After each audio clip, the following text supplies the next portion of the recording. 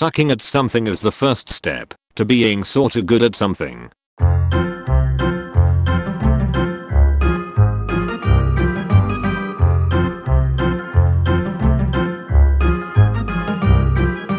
Everyone you meet knows something you don't.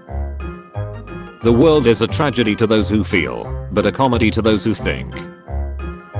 If you always put someone else first, you're telling them you always come second. In real life, the bad guys think they are the good guys. I'm not afraid of death. It's the stake one puts up in order to play the game of life. Jane Giraudoux. Just because it doesn't get better today or tomorrow doesn't mean it'll never get better, so just hold out for the day when it does. My significant other in the beginning of our relationship, when I had a lot of pain to deal with and was ready to give up, changed my whole outlook on life. You aren't in traffic, you are traffic. If you want to be good at something, you first must be willing to be bad at it. My guitar teacher said this to me after I expressed that I felt like giving up because I wasn't making the progress I thought I should be making. It made a lot of sense to me, and it helps motivate me whenever I attempt something new. The master has failed more times than the beginner has even tried. Stephen McCraney. It doesn't take talent to practice. Never make fun of someone for things they can't change. After my wife left me, I had an older co-worker tell me something like this: "Nothing I can say to you is going to make things easier or help you get through this, but just know that I'm here to listen if you decide you would like to talk." I was so weighed down with friends and family who loved me giving me unsolicited advice, when all I needed was someone who respected me enough to just listen.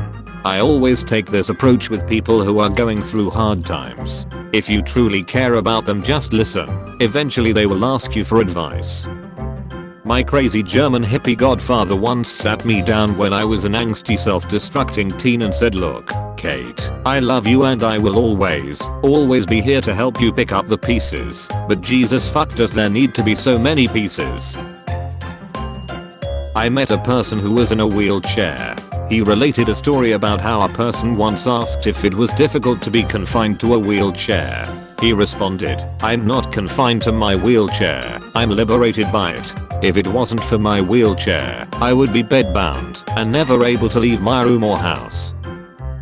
Never make fun of someone who speaks broken English. It means they speak not the language. As a teenager, I started pouting after a coach yelled at me. He looked at me and said, "The time to worry is when I quit yelling at you, because that means I've decided you're not worth the effort." Education is expensive, but no education is more expensive. We're all background characters in someone else's story. Before I do anything, I ask myself, would an idiot do that? If they would, then I do not do that thing. If it was easy, everyone would do it. The first person you fall in love with will break your heart. The second will prove to you that it's not. My mom. Never point out your flaws. Let others figure them out on their own. You will be dead someday. No matter what you believe, there is no hard proof there is anything more. You will never have a chance like this again. What are you going to do? You cannot keep birds from flying over your head, but you can keep them from building a nest in your hair. I have OCD. If you think you know something, find someone who disagrees and listen to them. When I was in college, I used to call my dad on my 15-minute walk to class. One semester I had classes at 3:30 p.m., 5, and 6:30 p.m. every day, and nothing before then. I used to sleep until 2 p.m. every day. On the weekends I'd sleep most of the day. One time he asked me when I woke up, and I told him I got out of bed in time for class that day, proud of myself to have slept for 12 hours. I'll never forget what he said. "Son, when you get to be mine and your mother's age, sleeping the day away just seems like such a waste. We've got less than half our lives left to live. We just can't afford to spend half of that sleeping. I rarely sleep the day away now." When I was young and having what I thought was a serious relationship talk with my first real significant other, I told her that I just wanted to find the right person. Without missing a beat, she said, "Everybody is looking for the right person, and nobody is trying to be the right person." That stopped me in my tracks. Be who you are and say what you feel, because those who mind don't matter, and those who matter don't mind.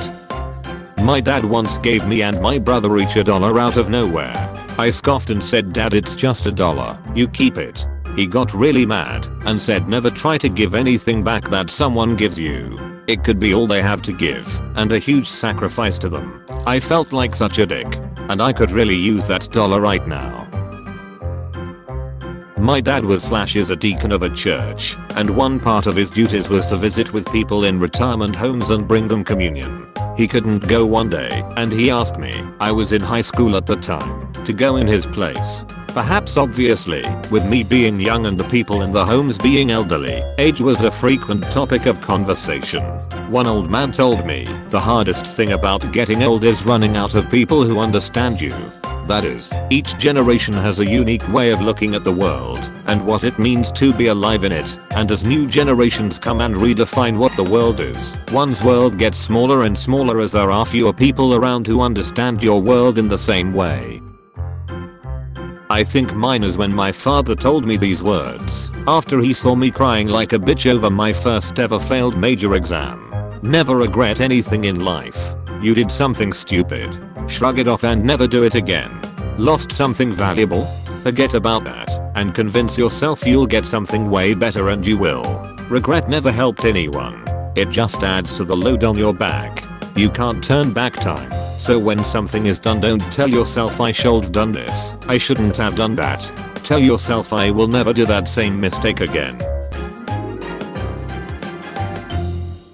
The next question will be announced in part 3. For now, you can submit motivational posts and quotes to the new motivation category by clicking the link below.